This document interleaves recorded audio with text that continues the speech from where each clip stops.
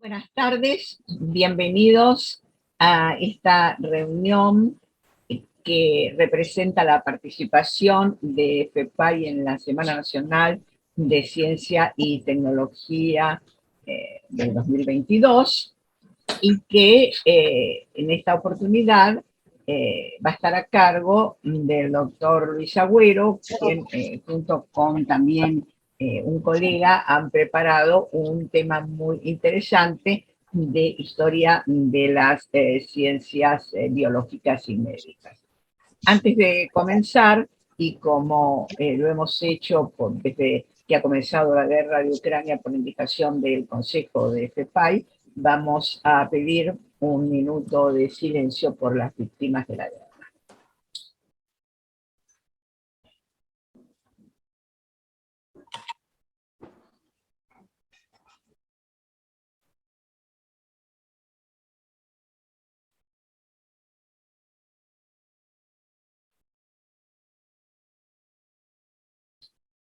Muchas gracias. Bueno, entonces ahora presentamos al doctor Abel Luis Agüero, que es un colaborador desde siempre de FEPAI, siempre ha participado. Él es doctor en medicina y especialista en historia de la medicina, con una enorme obra y con una trayectoria sumamente importante que más o menos todos conocen. Pero lo que aquí quiero señalar específicamente porque hace a esta convocatoria, a esta invitación, es que él es un especialista, entre las muchas cosas a las que se dedica, en libros raros, antiguos, con temas no tradicionales. Nos ha expuesto en otras oportunidades otros casos similares sobre encantamientos, sobre cosas que tienen indirectamente que ver con la medicina, pero que hoy no serían considerados médicos, sin embargo, cuestiones médicas, sin embargo, en una visión integral de cómo es la historia de la ciencia de la salud y su vinculación con las ciencias biológicas, estos temas son muy importantes. Así que por eso es que nos congratulamos del tema que han elegido para ofrecernos hoy. Así que sin más preámbulos, te escuchamos. A ver. Bueno, muchas gracias, Celina. Buenas tardes a todos. Gracias por tu demasiado generosa presentación. Hoy vamos a exponer un tema que lo investigamos con el doctor Nicolás Alonso.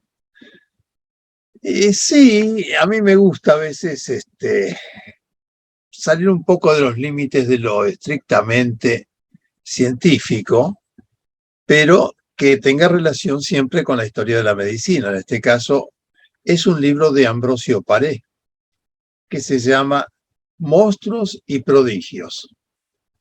Bueno, yo paso a leer para no perder el tiempo, paso a leer directamente lo que habíamos escrito.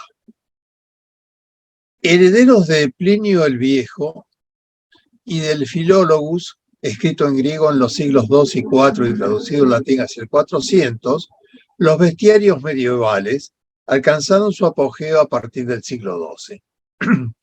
Como ya es sabido, Plinio nunca intentó ver sus descripciones de plantas o animales, sino que se limitó a compilar acríticamente lo que leía. Así pues, la difusión de su obra en la posteridad cumplió con la función de difundir verdades y fantasías en un sentido teleológico. En efecto, la única conclusión que saca Plinio en más de 30 tomos de su historia natural es que todo lo existente está al servicio del hombre, sea como alimento, medicamento o animal de trabajo. El Physiologus, por el contrario, añade a cada una de las descripciones una reflexión moral, aunque algunos filólogos, como por ejemplo Anilda Guglielmi, propugnan que ellos no debían haber figurado en el origen griego que se ha perdido. Ambas obras lograron gran difusión en la medida de aquellos tiempos en Europa y fueron sucedidas por los bestiarios medievales. Hace notar Valentini y Ritorto, por ejemplo, que varias características al respecto. El auge de los bestiarios comienza en Occidente alrededor del siglo XII. Es notar que sería contemporáneo del Gay Saber y de las novelas de Chrétien de Troyes en otros ámbitos literarios, y se desarrolla de allí en adelante. Al comienzo, según Valentini y Ritorto, estos bestiarios se presentaban como escritos de ciencias naturales, pero pronto la Iglesia vio en ellos la oportunidad de transformarlos en libros edificantes. La existencia de monstruos nunca vistos o de prodigios efectuados por plantas o animales, así como la intervención del diablo en algunos de estos hechos, era relatada a los siervos de la gleba y a los campesinos libres para fortalecer su fe y asombro en los prodigios divinos. Así, la existencia del unicornio o la de Melusina de Lusignan, transformada en un viejo y feo pájaro que graznaba ante la muerte de alguien de su familia, fueron realidades creenciales durante siglos. Jacob Burckhardt, en su Cultura del Renacimiento en Italia, destaca que la conformación mental de los renacentistas, influían las nuevas ideas de la época junto a las antiguas creencias del pasado. Esta afirmación se comprueba con la persistencia de los bestiarios en esa época, de los cuales el que más atrae la atención moderna es el de Leonardo da Vinci, Bestiario de vicios y virtudes. Entrado el siglo XVI, además de la obra de Paré, se publicaron dos bestiarios que adquirieron fama, el de Boyestau y el de Licosthenes. Pierre de Boyestau, que nació en 1517 y murió en 1566, fue un literato bretón radicado en París que entre sus obras publicó la de las Histoires prodigieuses extraites de plusieurs fameux auteurs, grec et latin, sacres et profanes, mis en notre langue. O sea, las historias prodigiosas extraídas de muchos famosos autores griegos y latinos, sacros y profanos, puestas en nuestra lengua en París de 1566. Conrad, que tomó como apellido el docto de Licosthenes, era un teólogo alsaciano, nacido en 1518 y muerto a los 43 años en 1561.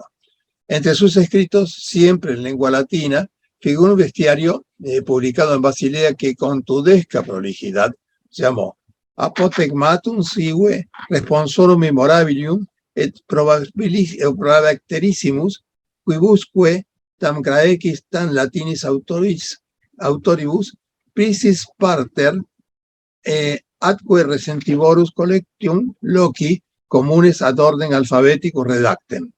O sea, algo así como un apotegma o recuerdos recuperables de lo mejor de cada uno, así como de los autores griegos y latinos por igual, a los cuales el recolector local ha puesto por redacción alfabética.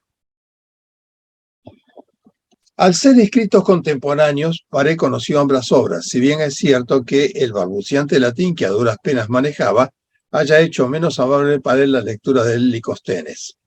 Ambroise Paré nació en las cercanías de Laval en una fecha que se ha situado entre 1500 o 1517 y desde su adolescencia se empleó como ayudante de un barbero de su pueblo, donde aprendió la costumbre, además de cortar el cabello y preparar pelucas para los adinerados, a realizar sangrías, arrancar muelas y otros menesteres que los médicos desdeñaban, pues como caballeros que se consideraban no vivían del trabajo de sus manos. Estos rudimentos quirúrgicos no satisficieron la curiosidad del aprendiz, que para mejorarlo se trasladó a Angers, donde se hizo ducho en curar heridas y en fracturas. Hacia 1532 se instaló en París, donde siguió algunos cursos de cirujanos con la minusvalía de no saber más que rudimentos de latín, que era el idioma de las ciencias. Con su título de maestro barbero, que solamente hablaba en francés, decidió enrolarse en el ejército utilizando sus tareas de médico militar. Las campañas guerreras los llevaron desde Perpiñán a Luxemburgo y hacia el norte, hacia el Piamonte y Bolonia. Allí fue donde comenzó a innovar en el arte quirúrgico con su tratamiento de las heridas de arma de fuego, la ligadura sin cauterizar de las arterias sangrantes, las maniobras obstétricas, la prótesis y otras invenciones que pudieron justificar el título de padre de la cirugía moderna que se le ha otorgado. Pero la fama profesional fue acompañada de la envidia de sus colegas. Envidia que terminó en escándalo cuando en 1554 fue nombrado miembro del Colegio de San Cosme, que agrupaba a los supuestamente más doctos cirujanos latinistas, pese a su ignorancia de la lengua. El prestigio de Paré hizo que fuera convocado a la corte como cirujano del rey, ya que en 1584 la Universidad de París le confirió el grado de doctor en medicina. En la corte asistió al rey Enrique II hasta el fatal accidente que ocasionó su muerte, mientras celebraba unas justas en honor de la paz de Cateau-Cambrésis. Luego asistió a los 3 reyes hijos de Enrique, que lo sucedieron, Francisco II, Carlos IX y Enrique III, con los cuales acabó la dinastía de los Valois. De estos soberanos, el único nombrado en su libro acerca de los monstruos y prodigios, paradójicamente fue Carlos IX, bajo cuyo reinado se produjo la horrible matanza de hugonotes de la noche de los San Bartolomé. Paré, que se supone que fue ocultamente calvinista, no sufrió ningún daño, tal vez porque el rey no quiso perder tan valioso cirujano. En 1590, año en que todavía hugonote rey Enrique IV de Borbón ganaba la guerra civil y se entronizaba en París, falleció Ambrosio Paré. La edición de Monstruos y Prodigios en 1575 produjo una reacción de la Facultad de Medicina, que entabló un juicio contra el arrogante cirujano que quería escribir como los eruditos, pese a lo cual el libro fue autorizado para su venta. La obra de Paré no resulta muy voluminosa comparada con otras. Consta a lo más de una 50 de páginas de una edición moderna y gran parte de sus descripciones van acompañadas de dibujos de las mismas para mejor comprensión del lector.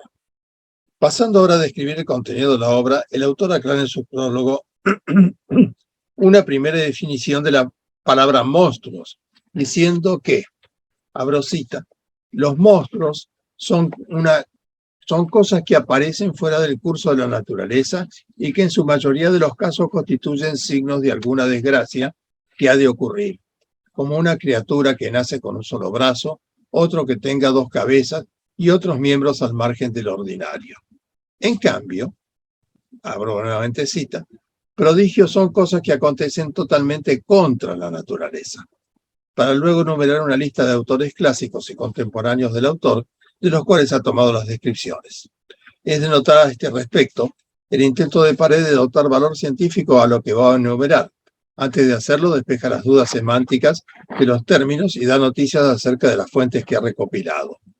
Otro signo del deseo de guardar un orden adecuado a su discurso resulta del hecho de buscar las causas por las cuales se producen los monstruos, que enumera a continuación del prólogo. Hombre de su tiempo, Paré no niega la intervención divina como una de las primeras causas de esta etiología. Otra es por haberse sentado la madre con entrecruzamiento de piernas y haber apretado la matriz. Otra por caídas o golpes en el abdomen de la embarazada, o por enfermedades a veces hereditarias, o por corrupción del semen, por mezcla uterina de distintos sémenes, por el engaño de malvados mendigos y por causa del diablo. A 13 causas etiológicas asignan la mayor parte de las monstruosidades, advirtiendo que hay otras causas menores. Pasa a continuación el autor a dar ejemplos de cada una de las circunstancias mencionadas. A la gracia y a la cólera divina dedica muy poco espacio, remitiendo a los milagros y castigos bíblicos contra los cuales poco puede el género humano.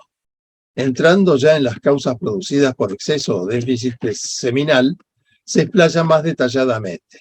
Se evidencia así el interés médico que la etiología de aquellas monstruosidades naturales despierta en el autor.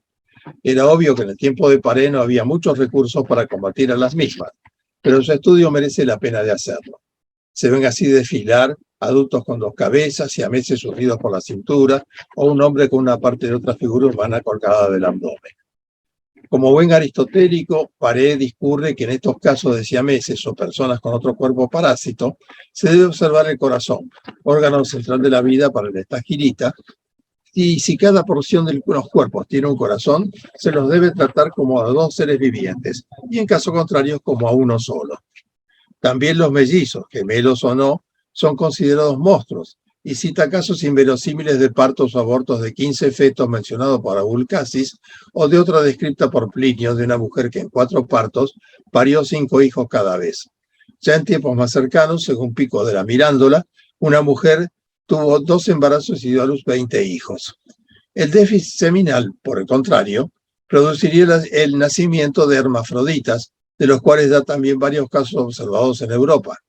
Por la misma causa, los padres con poco semen pueden producir hijos con falta de algún miembro, hijos que viven pese a no tener cabeza y otras deformidades. Es evidente que muchos casos de los mencionados por Paré son inverosímiles. En algunos de ellos no se mencionan las fuentes de la información y en otros la misma es dada por autores tan antiguos como Isidoro de Sevilla y otros más cercanos en el tiempo del siglo XVI. De los casos más notorios, Paré dice no haber visto ninguno y es posible que las fuentes que menciona tampoco fueran testigos presenciales, sino repetidores de tradiciones o cuentos traídos por imaginación popular. Sí pueden ser ciertas otras manifestaciones de malformaciones de las cuales Paré afirma haber visto y poseer los esqueletos. Los monstruos creados por causa de la imaginación son explicados por el siguiente mecanismo, abro cita.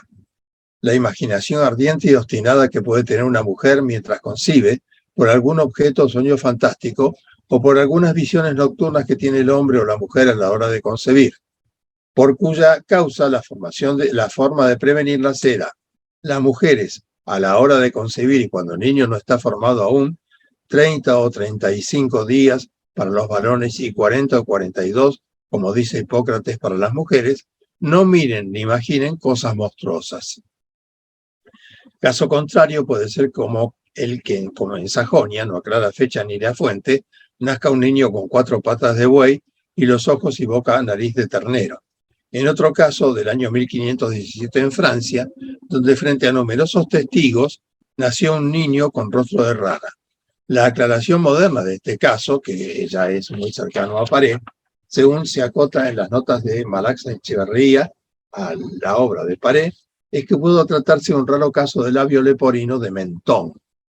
La estrechez uterina y la compresión de la matriz por haber la madre cruzado los muslos sentada puede producir en concepto de Paré torcedura de los miembros, hacer nacer con los pies orientados hacia atrás o retención durante mucho tiempo del feto muerto en el útero. Iguales resultados se presentan por traumatismos abdominales de las embarazadas que perturban la conexión madre o hijo, impidiendo que el organismo materno alimente adecuadamente a su futura descendencia. En cuanto a las enfermedades hereditarias, hace notar Paré, por ejemplo, que los hijos de un giboso pueden nacer con una jiba. Pero no todas las monstruosidades son congénitas, pues también las hay producidas por enfermedades, como las que dejan proyectiles o puntas de flecha retenidas y que luego originan un bulto por reacción a un cuerpo extraño. Otra monstruosidad adquirida consiste también en los cálculos, piedras en el lenguaje del autor, generalmente producidos en las vías urinarias de las que Paré guardaba algunas. En otros casos, la imaginación originaba maravillas como el haber tenido un basilisco en el cerebro. Como ya se ha explicado, Paré es un fiel seguidor de las doctrinas aristotélicas y por medio de la corrupción de la carne explica la generación espontánea. Este es el caso de un artesano que fue mandado a abrir un sarcófago sellado de un muerto y encontró junto al cadáver una serpiente que lo envenenó con su mordedura. La única explicación encontrada es que el reptil se originó de la podredumbre cadavérica. La relación sodomítica con bestias origina monstruos mitad humanos y mitad bestias. Paré cita un caso del año 1493 y pone como fuente de este hecho al libro de Subtilitate Rerum, escrito por el médico, matemático, astrólogo y moralista Girolamo Cardano, que nació en 1501 y murió en 1576. Este autor, por supuesto, no pudo ser testigo presencial por haber nacido después del hecho. Por consiguiente, lo publicado en su enciclopedia de Subtilitate Rerum en 1550 solamente puede valorarse como que es un dato transmitido de oídas. Del resto de deformes de este tipo que describe el autor, no dice haber visto ninguno ni especifica las fuentes en las cuales se enteró de estas anomalías. Viviendo en París, Ambroise Paré no puede haber dejado de conocer la llamada Corte de los Milagros. Esta corte era la reunión de pícaros, mendigos y delincuentes varios de la ciudad que conformaba una corporación no oficial pero conocida y que, para evitar desmanes mayores, era tolerada hasta cierto punto por las autoridades. Su nombre provenía de los lisiados que mendigaban durante el día y que a la noche, al reunirse con los malandrines, dejaban de fingir las enfermedades que simulaban para excitar la compasión. Así los ciegos veían, los sordos entonaban canciones báquicas y los paralíticos bailaban. Esta gentuza despertaba la repulsión de los burgueses y la imitación por sus compadres malandrines de provincia. A la astucia de los perversos mendigos itinerantes está dedicado un capítulo del Tratado de Paré, en el cual se revelan las imposturas que la gente de mal vivir. Por ello nos enteramos que Paré tenía otro hermano práctico en la cirugía en las provincias, que en más de una ocasión denunció e hizo castigar a los falsos enfermos mendicantes. También en el capítulo figuran los nombres populares de las enfermedades fingidas: mal de San Fiacre, hemorroides; mal de San Juan, crisis de gran mal epiléptico; o mal de San Mehén, para las enfermedades de la piel. Las brujerías y la acción del demonio no podían faltar en un tratado de este tipo en el siglo XVI. En él, Paré pisa un terreno que en vísperas de la guerra de religión francesa no dejaba de ser peligroso. Una atenta lectura de lo escrito no muestra ningún signo de heterodoxia en el mismo. Paré, en las monstruosidades que hacen los demonios y brujos, se apoya en las Sagradas Escrituras. Por este comportamiento, además de que se había casado por la Iglesia y bautizado a sus hijos, sería difícil sostener si era o no calvinista, si no fuera que la única fuente eclesiástica que frecuentemente cita es San Agustín, y que llama a Alberto el Escoriasta a San Alberto Magno, a quien menciona para decir que estaba equivocado. En esta parte de la obra cambia aquí parte de su carácter. Hasta el momento, Monstruos y Prodigios no era nada más que una obra de un médico que recopilaba saberes acerca del tema, los clasificaba según su etiología y en lo que era posible aconsejaba cómo evitarlos. Fuera de mencionar pecados o errores de actitudes como la zoofilia, no tenía mayor implicación moral. Aún el capítulo dedicado a los impostores era más para advertir sobre sus triquinivelas que para hacer una admonición moral. Sin caer de forma alguna en una disertación piadosa, Paré acá se permite algunas reflexiones más para poner al lector en guardia mientras describe las formas y engaños de quienes sirven al maligno. En los sucesivos capítulos no agrupa tantos ejemplos como en los anteriores, dedicando mucho más material a advertir al lector. Llama así la atención en algunas páginas que deja casos sin resolver. Así, por ejemplo, dice, abro cita: íncubos son demonios que se transforman en hombres y copulan con las brujas. Súcubos son demonios que se metamorfosean en mujeres. San Agustín no negó en absoluto que los diablos transformados en hombres o en mujeres pudieran cumplir con las obras de la naturaleza y tener trato carnal con los hombres y mujeres para inducirlos a la lujuria, engañarlos y burlarse de ellos. Para afirmar unos párrafos después que, así, de ningún modo debéis creer que los demonios o diablos que son de naturaleza espiritual pueden conocer carnalmente a las mujeres, pues para la ejecución del acto se requieren carne y sangre, lo que los espíritus no tienen. Unos capítulos más adelante, al tratar de íncubos y súcubos, niega su existencia, dando una explicación médica. Íncubo, dice él, es una enfermedad en la que una persona cree verse oprimida y sofocada por una pesada carga sobre el cuerpo y se produce principalmente con mayor frecuencia por haber comido y bebido viandas excesivamente vaporosas que han provocado una crudeza de resultas de la cual han elevado hasta el cerebro grandes vapores que llenan sus ventrículos. De ello deriva un sofoco imaginario. El tema de los diablos, magos y brujos finaliza con el reconocimiento de que los brujos, dice Paré, no pueden curar las enfermedades naturales, ni los médicos las enfermedades provenientes de los sortilegios. El resto del tratado corresponde a los monstruos marinos, voladores, terrestres y celestes, que no agregan datos de interés para la historia de la medicina, por lo que serán obviados. El resumen final de lo expuesto. Monstruos y Prodigios podríamos decir que es un libro bifronte, pues algunas posturas demuestran la modernidad incipiente del pensamiento de su autor y en otras existen resabios de su herencia medieval. herencia que perdurará más allá de un siglo o más después de su publicación. Así, por ejemplo, la idea de que los patagones duermen dándose sombra con el pie levantado, que Paré sostiene, se encuentra en un posterior tratado de Atanasio Kircher, sacerdote jesuita de 1602 a 1680, que que forma parte del acervo de nuestra Biblioteca Nacional. Yo lo he visto. Es pues con esta perspectiva que corresponde juzgar a la obra y su autor. Moderna en la necesidad de definir los términos que serán objeto de la disertación, como también su exposición y la causa que se ha producido a cada conjunto, abandonando la descripción clásica de Capite ad Calcem. Ya no moderna, sino atribuible al influjo de la profesión, cabe destacar que si bien en las monstruosidades descritas casi no hay remedio para curarlas, sí en varias hay forma de evitarlas al impedir que se produzca la supuesta causa de su génesis.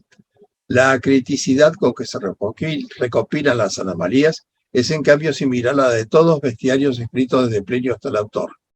Resabio evidente de las antiguas creencias sobre que los monstruos habían existido y que algunos podían nuevamente engendrarse. A este respecto, en numerosas ocasiones Paré no menciona las fuentes del relato, especialmente las de los hechos increíbles, y esto ha dado pie a que algunas críticas modernas lo hayan acusado de plagiario. Es nuestra impresión que eso se debió más a un descuido que a una mala intención.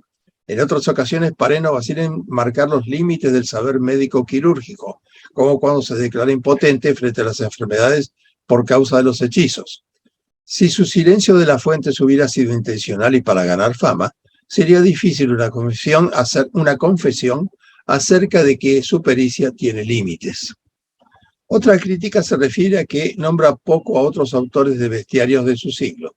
Una detallada lectura permite apreciar que si bien no son con gran frecuencia, Boyes-Stowe está mencionado y en cambio Licosthenes casi no aparece.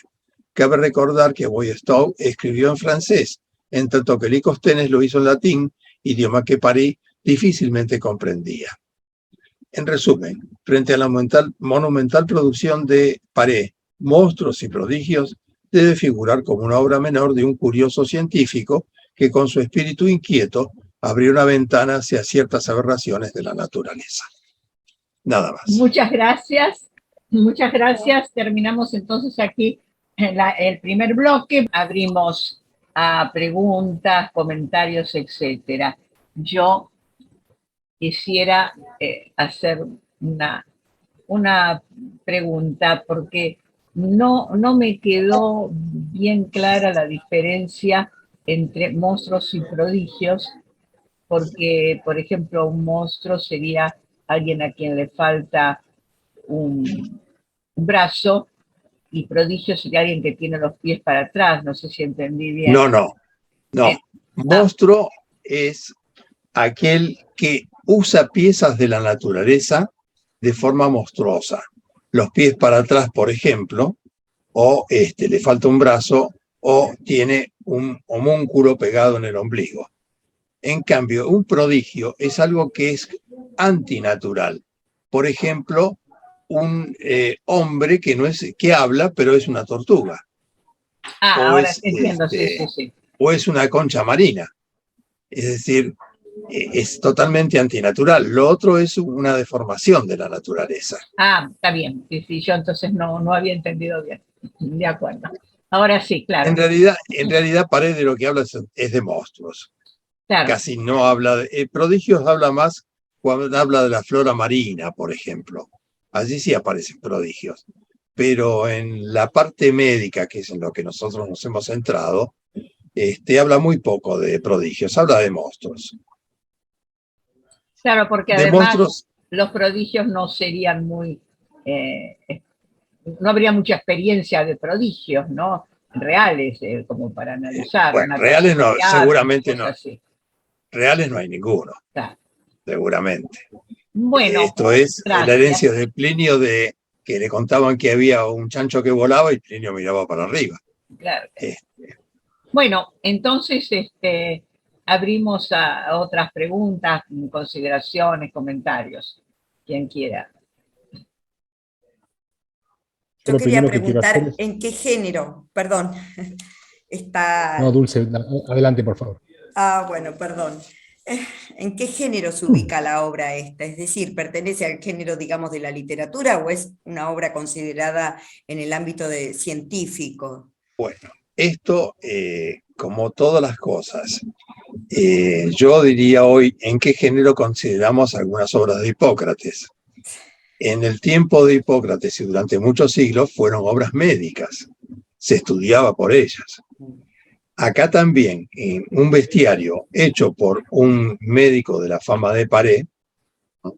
Un médico cirujano de la fama de Paré, seguramente se consideró en su momento una obra científica y se estudiaba como tal. Hoy pasa a ser un género más literario dentro de los bestiarios medievales y sus sucesores renacentistas. Ya no pertenece al género científico, digamos. Sí, pertenece al género de historia de la ciencia. De historia de la ciencia. Estás sin imagen, Abel. Estoy sin imagen. Bueno, me voy a No te poner. estamos viendo. No soy Ahí. tan lindo, pero bueno, ya que está. Jaime pidió la palabra. ¿No? Bueno, muchas gracias. Yo primero quiero felicitarlo al doctor Agüero por la elección de este tema, porque la realidad es que me parece interesantísimo, y a mí en particular porque no sabía nada sobre el asunto. Así que me parece muy, muy ilustrativo. El segundo tiene que ver con un comentario sobre lo que decía Dulce, que en realidad mi impresión es que todo texto de historia de la medicina, no importa cuánto sea escrito, en algún momento es literatura científica y corre el riesgo de ser en el futuro, siglos más adelante, mera literatura. Porque la realidad es que todo texto, el ejemplo que dio el doctor Agüero con el corpus hipocrático es eso, ¿no? Todo texto que en algún momento fue científico, después con el tiempo pasa a ser lo que uno llamaría texto de historia de la medicina o texto de literatura médica. Sí, Pero material de los filólogos. Científico, quizás, o material de los filósofos, o material de los filólogos, material de los lingüistas, de los lingüistas para aprender griego antiguo, ¿no? La realidad es que los límites se van borrando y, como siempre, cada uno de los textos tiene que ser mirados en arreglo a su propia, al tiempo en el cual fue escrito. Lo otro que me estaba acordando son dos reflexiones. La primera es, este es un tiempo parecido al que Margarit, no me acuerdo si fue Yourcenar o Durán, no me acuerdo qué de las dos, escribe refleja en la novela Opus Nigrum. Se llama Marguerite, nunca me acuerdo si es Durán o Yourcenar, la niña hace muchísimo tiempo. Durá. Marguerite Durá. Sí. Marguerite Okay. Durá. O sea, Duras. Duras. Leído directamente en castellano. Que es un tiempo de enormes transiciones y de enormes dudas acerca de qué es verdadero y qué no lo es, ¿no? Y que es un tiempo que comparte elementos del viejo tiempo medieval con elementos renacentistas o incluso modernos y eventualmente barrocos que no terminan de nacer. Entonces, me parece que este texto está como parado sobre dos épocas, ¿no? Parece, de hecho, está parado sobre dos épocas, es decir, con una fuerte impronta todavía del conocimiento medieval que está en crisis, que está en discusión, y el intento de hacer una ciencia, si se quiere, más moderna, con los elementos que había en ese momento, ¿no? Y por último, el último comentario es, me parece que me hizo acordar a un texto hipocrático que se llama Sobre la enfermedad sagrada, que la gente que trabaja en historia de la medicina siempre dice que es el texto, digamos, que da origen a la medicina como ciencia, porque separa la medicina natural de la sobrenatural, con la idea de que la medicina natural es la medicina más moderna, entre comillas, y la sobrenatural es la medicina más antigua. La realidad es que cuando el texto aparece, no significa que todos los médicos empezaron a adherir a las nuevas teorías. Hay alguien que escribe sobre una nueva teoría que está parado sobre dos sistemas de pensamiento completamente diferentes, y la adopción de las nuevas ideas en el mundo de historia y medicina es paulatina. No se produce una especie de revolución cuántica de la noche a la mañana, o una revolución cuniana de la noche a la mañana. largo proceso por el cual los médicos, los científicos, y en este caso los naturalistas, van incorporando un conocimiento que es sumamente discutido, que va y viene, que tiene dudas, que tiene resabios de lo anterior, que no termina de ser moderno. Me parece que la riqueza que tiene este texto, que yo desconocía, que está trayendo el profesor Agüero, tiene que ver con eso, tiene que ver con ser reflejo de una época muy interesante de transición en historia de la medicina y de la ciencia, en las historias naturales, y por supuesto en un mundo en proceso de un cambio brusco, como fue el mundo de la transición, de la reforma y de las guerras posteriores a la reforma, ¿no? Yo Nada más. quería añadir un comentario a lo que está diciendo Jaime, lo pongo a consideración de los presentes. Me parece que el tema de el género de un escrito, que era lo que planteaba Dulce, no se puede contestar de una manera así absoluta, atemporal, y tampoco me parece que se puede contestar desde el presente, porque entonces incurriríamos en un presentismo, ¿no? Eh, Creo que hay que considerar científico un escrito que en su tiempo fue considerado científico. De esa manera entra normalmente en la historia de la ciencia. Tampoco ahora estamos de acuerdo con Ptolomeo. Sin embargo, seguimos considerando que Ptolomeo, el Almagesto es una obra científica. De modo que no habría muchas razones para negar que sea una obra científica o una obra médica, digamos, en el caso de que sea una obra terapéutica, digamos, con una finalidad terapéutica, a una obra por el hecho de que ahora ya hemos superado esos criterios. Creo que además esto es un criterio que en general tienen los historiadores de la ciencia que han discutido el tema, ¿no? Sobre todo, yo recuerdo en algunos congresos de la Asociación Internacional y también de la Latinoamericana de Historia de la Ciencia, la cuestión de la etnociencia, ¿no? A la que se llamaba etnociencia para no reconocerle un carácter científico, por ejemplo, a la astronomía de los mayas. Y entonces me acuerdo que un profesor, Euiratán D'Ambrosio, planteó una vez, ¿por qué llamamos ciencia a Ptolomeo, sobre cuyo sistema se construye un calendario que es mucho menos preciso que el de los mayas, y llamamos etnociencia a lo que hacen los mayas? Aquí hay algo también ideológico que cuestionar. Es lo mismo cuando él hablaba de la etnomatemática y mostraba en realidad que aunque con otros sistemas de notación estaban haciendo cálculos matemáticos muy complejos, ¿no? Y que eso se traducía, por ejemplo, en dibujos, cosa que hoy sabemos que es así, ¿no?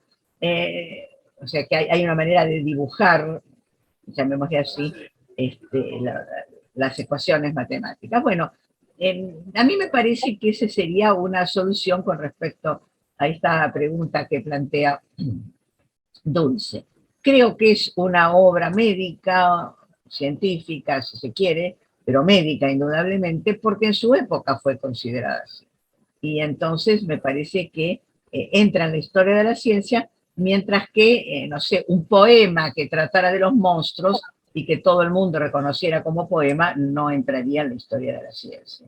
No sé qué te parece, Abel. Pero, en fin, bueno, esto que vos acabas de decir es justo.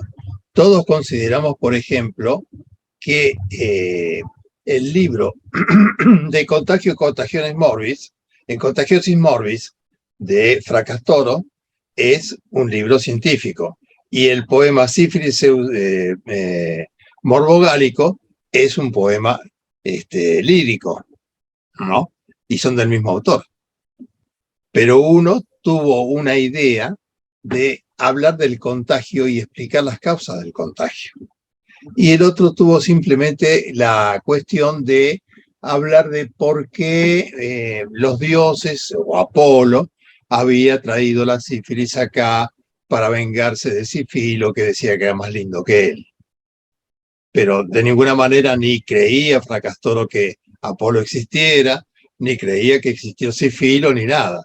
simplemente tuvo una inspiración y se mandó un poema. Esto por un lado. Por el otro lado, yo creo que varias cosas, porque Jaime dice, porque yo tengo este libro. No, pero esto son esas casualidades de Dios. Yo soy una rata de bibliotecas viejas y he comprado algunas veces bibliotecas a viudas a puerta cerrada de la biblioteca. Bueno, yo me llevo la biblioteca, señora, ¿cuánto me cobra? Y he encontrado cosas maravillosas adentro. Así que esto fue una cuestión así, de azar. Este libro hace 20 y pico de años que yo lo tenía en casa, y realmente soy honesto, no lo había ni leído. Lo tenía. Yo sabía que ahí tenía un libro de Paré sobre una cosa rara, sobre monstruos y demás. Cuando Celina me invita a participar, digo, bueno, yo hace mucho que estoy participando siempre de ciencias del futuro. Vamos un poquito a las ciencias de la antigüedad. Y me acordé de que tenía este libro de Paré. Y entonces con Nicolás le digo, bueno, vamos a hablarlo juntos, Nicolás, y vamos a charlar un poco, a ver qué encontramos. O sea que esto es simplemente, como diría un fisiólogo francés, que ahora no me acuerdo cuál era, yo soy como un chico, voy a la playa y junto piedritas de colores. De cuando en cuando una piedrita de color tiene valor. Y eso sería mis aportes a la fisiología. Magendie lo decía. Esos serían mis aportes a la fisiología, ¿no? Bueno, yo hago lo mismo. Yo voy comprando libros. Compro, no sé, ya en mi casa dentro de poco voy a tener que poner libros en el balcón. Pero no es que los leía todos, pero sé que los tengo. Y sé que algún día para algo me van a ser útiles. Lo que sí me interesa también es ver, en este caso, ya con un criterio de historiador más fuera de historiador de la medicina, el dilucidarse el tema famoso de si Paré era hugonote o no. Me da la impresión de que sí. ¿Por qué te interesa como historiador de la medicina? Como historiador de la medicina, para nada. Pero como historiador de la religión, sí. De acuerdo. Lo que pasa, Celina, yo me limito por el hecho siguiente. A mí me da vergüenza, yo soy doctor en medicina. Me da vergüenza meterme con los historiadores que son doctores en historia. Yo me meto en lo poquito que yo puedo decir, bueno, pero yo tengo una formación básica que me permite esto. Lo cual no quiere decir que no me interesen muchísimo otras cosas. Y esto de Paré a mí me interesó mucho, y yo creo que... No, y te lo preguntaba, perdón que te interrumpa, porque a mí no me parece nada descabellado que a un historiador de la ciencia o de la medicina, y a ver qué opina Jaime, creo que va a estar de acuerdo conmigo, y también Dulce e Ivo, le interese también las creencias. En la charla muy interesante que nos dio Jaime hace unos días, justamente hablando de la medicina medieval, puso el acento en lo que se creía, porque en definitiva, como bien sabemos ahora, el 80% de nuestras convicciones son propiamente creencias, ¿no? No tenemos una experiencia. Yo aprieto un botón y creo que se va a prender la luz, pero no tengo una concepción científica ni experimental que me permita estar seguro que se va a prender la luz. De modo que realmente la idea de que las creencias influyen es importante. Y ahí sí, me planteo si el hecho de que fuera protestante no influye en cierta libertad eventual, no sé porque no conozco realmente la obra de Paré, para tratar determinados temas que la tradición católica no admitía, fundamentalmente porque controlaba mucho la lectura de la Biblia, ¿no? Y entonces, y la interpretación de la Biblia, pero me pregunto si el libre examen de la Biblia no habrá traído también como consecuencia que muchos científicos protestantes hayan adquirido una cierta conciencia de libertad para leer e interpretar textos de la tradición, textos científicos, e incluso los mismos textos bíblicos, porque, por ejemplo, eso que mencionaba Paredes, que si veían una cosa monstruosa, las mujeres podían llegar a concebir un monstruo. Bueno, me parece que tiene una base bíblica, ¿no? La idea de las ovejas famosas del Antiguo Testamento, de modo que, bueno, a lo mejor también se le ocurrió a Paredes, no porque leyó a Aristóteles ni a Plinio, sino porque leyó la Biblia, no sé, y la interpretó como Bonote, o sea, la interpretó con total libertad. Bueno, eso, a ver qué te parece, no sé. ¿Y qué le parece a Jaime que trabaja bien este tema de la relación? A ver qué le parece a Jaime. Yo diría, te digo nada más una cierta cosa. El tratamiento de las heridas por lo que se llama en francés bâton de feu, o sea, las armas de fuego, que hay un libro de Paredes dedicado exclusivamente a eso, era un tratamiento que estaba prescripto por el médico del Papa, que era tomar aceite de saúco, hacerlo hervir y tirarlo dentro de las grietas que abría la herida de la bala. Una bala que, como era de plomo, había estallado como si fuera una granada y no tenía una sola herida, tenía afractosidades por todos lados y pedacitos de plomo por todos lados el cuerpo del individuo. Y después de eso, si era posible, tomar el arcabuz, calentarlo al rojo y meterlo adentro. Con lo cual te imaginas lo que le pasaba al pobre tipo, que tenía la roña del cuerpo, que era muy importante en aquel momento, la roña de los chalecos que usaban para que no les entraran los golpes de espada, porque no llevaban muchas veces armadura, pero siempre llevaban chalecos de algodón que eran muy pesados.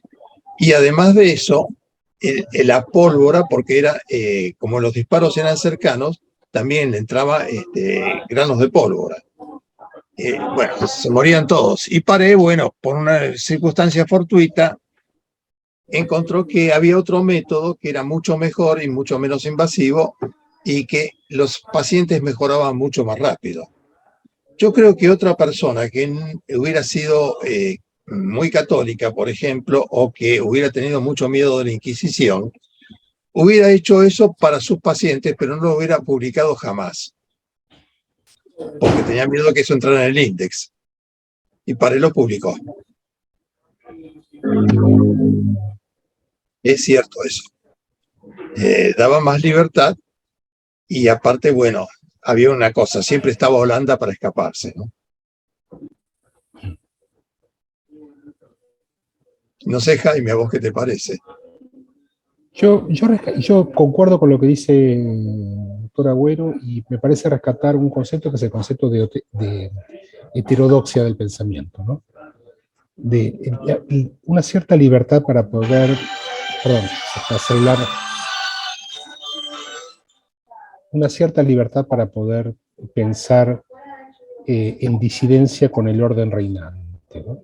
Me parece que eso es una cosa que, bueno, es una parte de las improntas de la reforma, obviamente, no hay que explicarlo esto, pero es posible que ese tipo de cosas se haya trasladado a el pensamiento científico general, es decir, la capacidad en inglés se dice to challenge, la capacidad de desafiar, digamos, conceptos perfectamente establecidos. Se puede ir de la parte religiosa también a la parte, digamos, a la parte médica. Y hay otro caso parecido, que es el de Miguel Servet. Y Servet Estoy a punto de mencionarlo, sí, totalmente. Magnífica la idea, sí.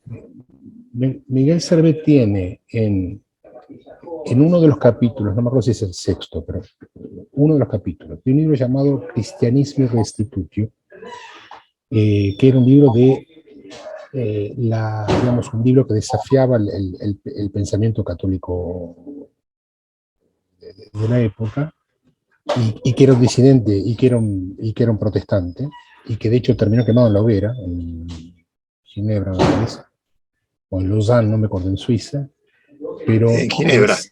En En Ginebra Ginebra, terminó. ¿no? Ginebra. Yo me acuerdo que era en Suiza, pero no me acuerdo si era en Lozano o en Suiza. Creo que era sabía que Es era muy buena la obra de Stefan Zweig, Castaglione contra Calvino, que habla del suplicio de Servet. el tipo era básicamente, tenía, digamos, el libro es un libro apologético en términos religiosos, pero nos interesa a los que trabajamos en historia de la medicina, porque en uno de sus capítulos tiene una descripción de la circulación menor, es decir, la circulación pulmonar. Los libros de historia de medicina lo rescatan justamente por haber descrito la circulación pulmonar en contra del pensamiento de Galeno.